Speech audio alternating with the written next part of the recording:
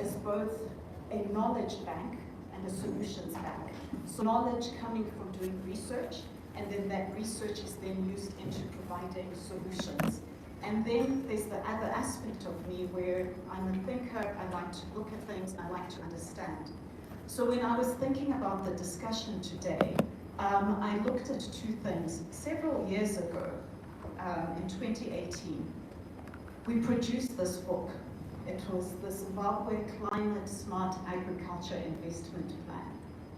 How many of you have read or seen this book in here? And that's my point, where we do these things and then they don't come out, because this book is supposed to inform practice. And in this book, there are 5 climate smart investment packages. One of those investment packages, which was put as package D, is women and youth focused value chain development. So things that target us women. But we're in here and few of us have seen this book. So in part, it shows that as the bank, we haven't gone forward to continue putting this in the limelight. But in here are critical packages. Then I looked at, I'll come back to this, but I looked at the work I did as a researcher. And as a researcher, I did something on women's economic empowerment in the Mvurwi district, looking at A1 women and A2 women. And specifically, we wanted to understand what value chain was important for women. And we found that the horticultural sector was the key value chain that women participated in. They participated in it because they could have more control and ownership of those products. So what things did we look at? We looked at sweet potatoes, we looked at strawberry farmers, and then we looked at potatoes on the ground. But as we looked at them, we then said, and this research was done before this book that I'm showing, and we were starting to see some of the fundamental problems. And then those problems that came out were things like, well, as women, we're struggling with market linkages. We're struggling with strong financing or getting financing. Even ISLs within the A1 and A2 areas for women were not as strong in the Mvurwi area. So this research was done in 2016, 2017. And there was this tendency to say, well, you know, the access to input provisions are not there. We're not getting quite good access. We're looking for off-takers, but as women, we can't get there. And the issue then, I then started asking as I got into the bank to say, what is it that prevents us from financing women? What is it that prevents us from actually putting some form of action plans towards women? And the issue was, well, we don't have enough data. And I thought, well, how is it that we don't have enough data on what women are doing? And these are some of the critical things. So one of the things that I think as we discuss is we need to really think about how is the data on women in our organization, how are we bringing it out into policy, into the development for us, so that those who are making decisions can make the right and informed decisions.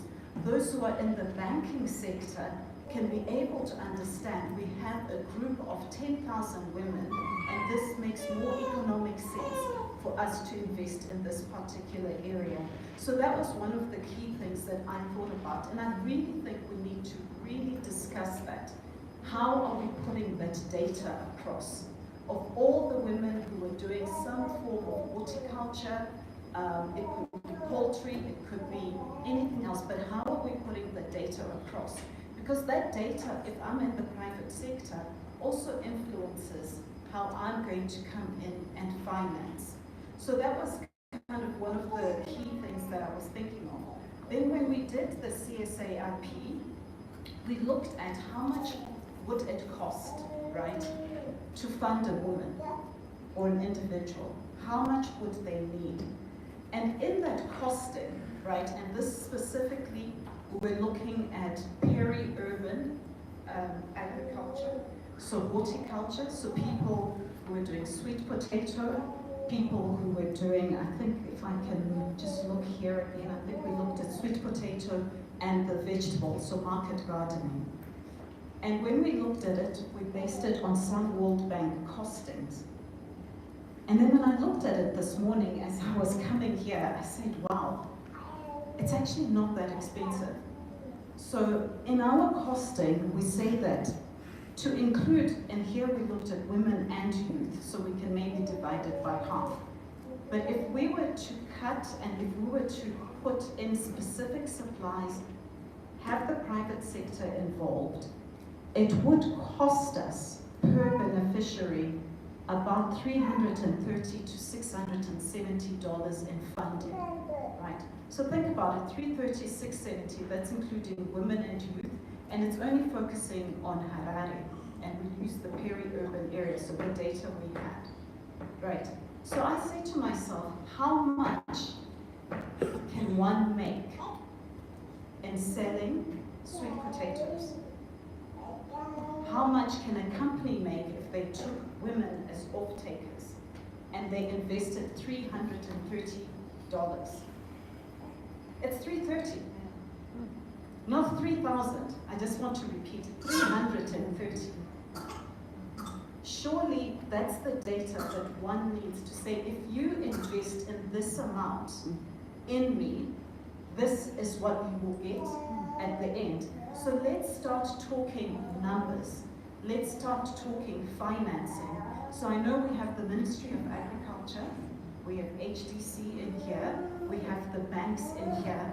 So when I sat here, I said one of the missing links is that we are not having financial discussions with women so that they can put forward how much it would cost in investing in me as a woman farmer.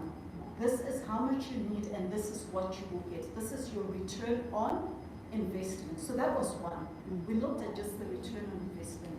Then the second thing we looked at was what is the social return on investment.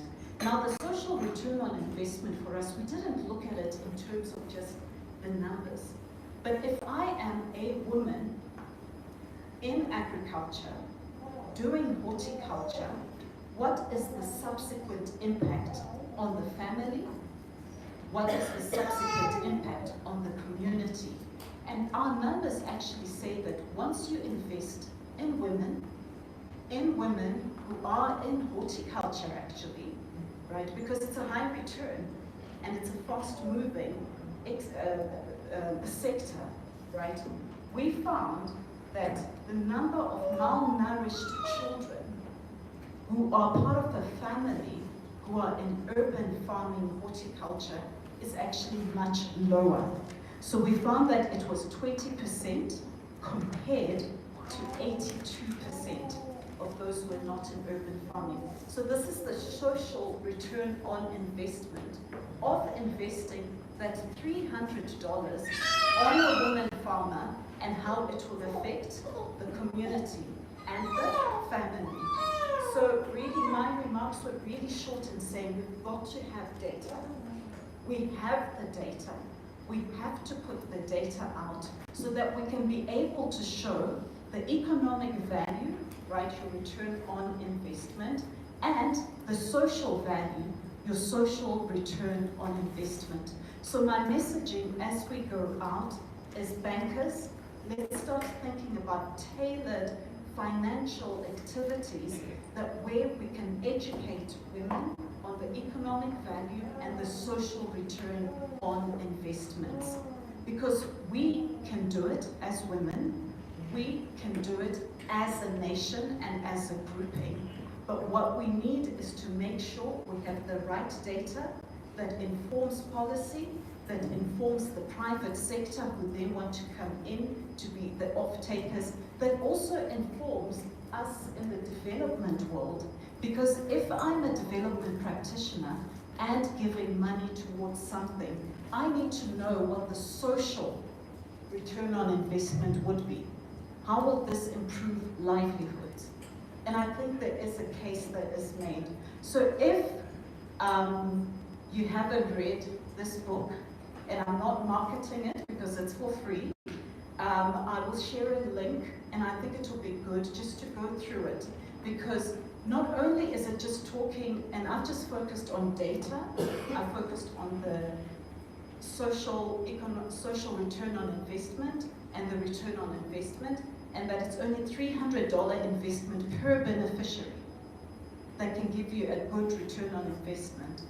But in here, it talks about other things. It talks about things like how investing in women's value chain can build climate adaptation, it can build climate mitigation, right? And it can help with productivity, which is one of the key issues we have here. So with that, I end my remarks. Thank you.